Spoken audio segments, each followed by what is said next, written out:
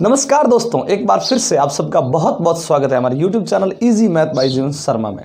आज का हमारा जो चैप्टर है दोस्तों वो है वास्तविक संख्याओं से संबंधित। और आज हम ये जो सामने आपको प्रश्न दिखाई दे रहा है इस प्रश्न को आज हम हल करेंगे यानी सिद्ध करेंगे। चलिए, लेकिन इससे पहले अगर आपने हमारी वो वीडियो नहीं देखी है जिसमें हमने और भी अपरिमेय संख्याओं को सिद्ध किया था तो उस वीडियो की लिंक हम नीचे डिस्क्रिप्शन में दे रहे हैं। उस वीडियो को आप पहले ज़रूर देखें और बाद में इस प्रश्न को समझने की कोशिश करें। तो चलिए बढ़ते हैं चैप्टर की तरफ और मिलते हैं वीडियो के अंत में।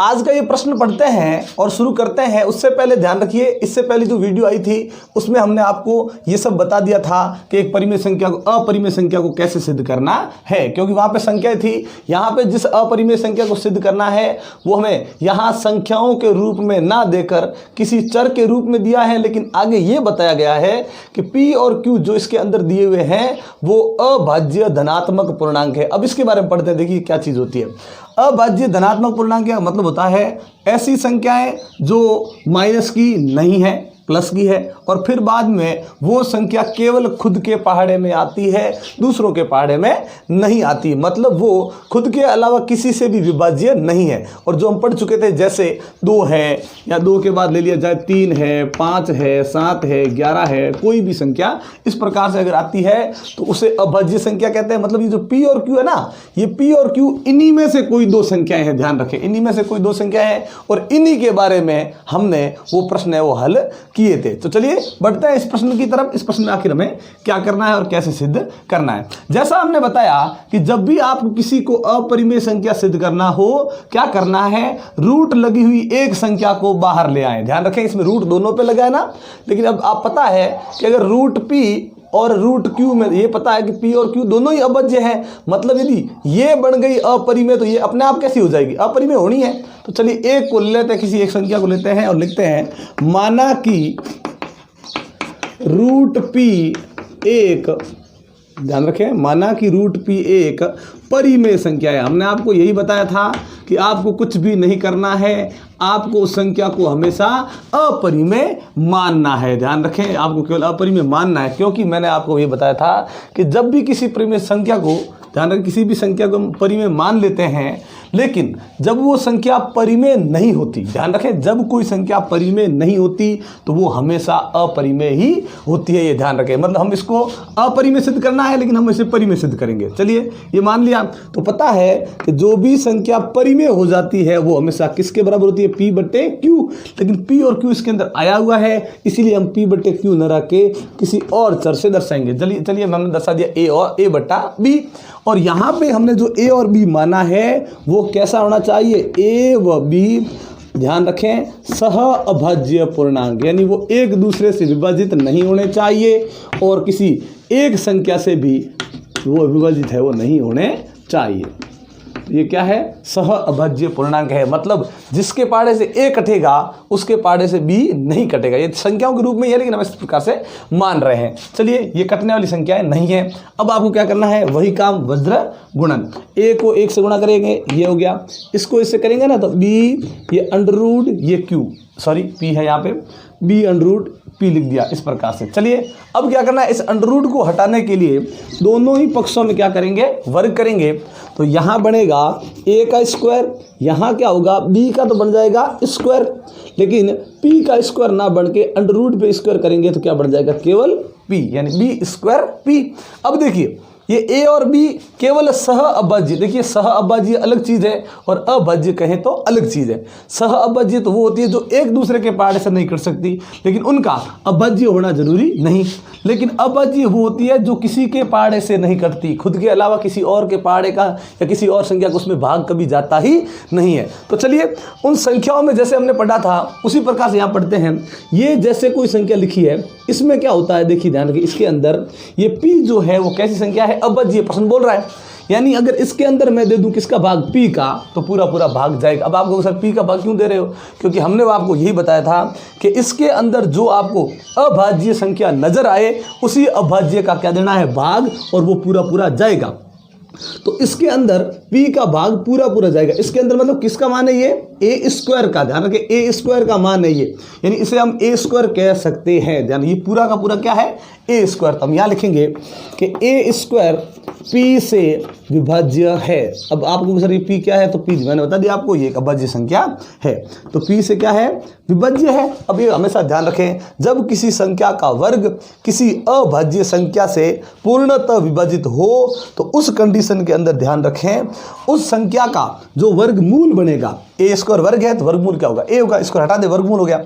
वर्गमूल जो होगा वो भी उसी से विभाज्य होगा। तो ध्यान रखें, ए है वो p से भी क्या हो जाएगा? विभाज्य हो जाएगा। जैसे ए स्क्वायर विभाज्य है, जब किसी संख्या का वर्ग किसी अभाज्य संख्या से विभाज्य हो तो उस संख्या का वर्गमूल भी हम उसी अभाज्य संख्या से विभाज्य हो जाएगा। हो गया।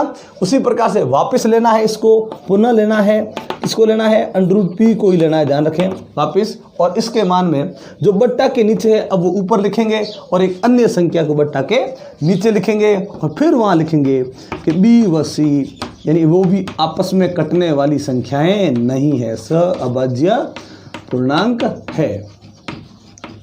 चलिए, ये भी आपस में है वो एक ही पाड़े से नहीं कटेगी। फिर करेंगे वज्र गुणन, b का यहाँ हो जाएगा, यहाँ हो जाएगा c√p। फिर करेंगे दोनों पक्षों में वर्ग, यहाँ बनेगा b का स्क्वायर और बराबर में जो बनेगा वो बनेगा c का तो बन जाएगा स्क्वायर, अंडर हट जाएगा, क्या बन जाएगा? p। तो यहाँ पे वही जैसे ए स्क्वायर के लिए पूरा मान देखा, अब b स्क्वायर के लिए पूरा मान देखेंगे और क्या लिखेंगे कि b स्क्वायर p से विभाज्य है। तो स्क्वायर के अलावा जो अंडर निकलेगा यानी वर्गमूल होगा वो भी p से विभाज्य होगा, यानी p से विभाज्य है। अब सोचिए, यहाँ पे हमने केवल p बताया है, p वो एक संख्या ही है, कैसी? अभाज्य। और ध्यान रखें, जब किसी संख्या के वर्ग के अंदर किसी अभाज्य संख्या का भाग पूरा पूरा जाता है तो फिर उसी संख्या के वर्गमूल में भी उसी p का भाग पूरा पूरा, यानी अभाज्य संख्या का भाग पूरा पूरा जाएगा। चलिए, यहाँ तक करने के बाद हमें क्या पता चला कि सबसे पहले हमने जो a और b लिए थे उसमें ध्यान रखें, जो ये a है उसमें भी p का भाग पूरा पूरा जाता है और ये जो b है इस b में भी p का भाग पूरा पूरा जाता है, जो p क्या है? अभाज्य संख्या। तो यानी अतः a व b दोनों p से विभाज्य है। जबकि हमने क्या लिखा था शुरुआत में? हमने शुरुआत में क्या लिखा था? हमने शुरुआत में लिखा था कि a व b सहअभाज्य है, मतलब सहअभाज्य मतलब इन दोनों में किसी एक संख्या का भाग जा ही नहीं सकता। जबकि यहाँ पे देखिए दोनों में ही p का भाग जा रहा है। p क्या है? एक अभाज्य संख्या है जिसका दोनों में भाग पूरा पूरा जा रहा है। अब दोनों में पूरा पूरा जा रहा है, इसका मतलब ये हुआ कि ये जो दोनों है वो सहअभाज्य नहीं है। अतः a व b सहअभाज्य नहीं है, ये सहअभाज्य है ही नहीं। अब सहअभाज्य नहीं मतलब ये जितना भी हमने सोचा था ये बात गलत होगी अपनी, यानी हमारी कल्पना गलत है। जितना भी हमने सोचा वो सब क्या है? गलत है भाई। अब हमने ऐसा क्या सोचा था भाई? हमने सोचा था कि ये एक परिमेय, और वो बात हो गई गलत, मतलब ये जो है वो परिमेय नहीं है। अतः √p परिमेय संख्या नहीं है। अब आपको भी पता है जो परिमेय संख्या नहीं होती है वो क्या होती है? अपरिमेय। अतः √p एक अपरिमेय संख्या है।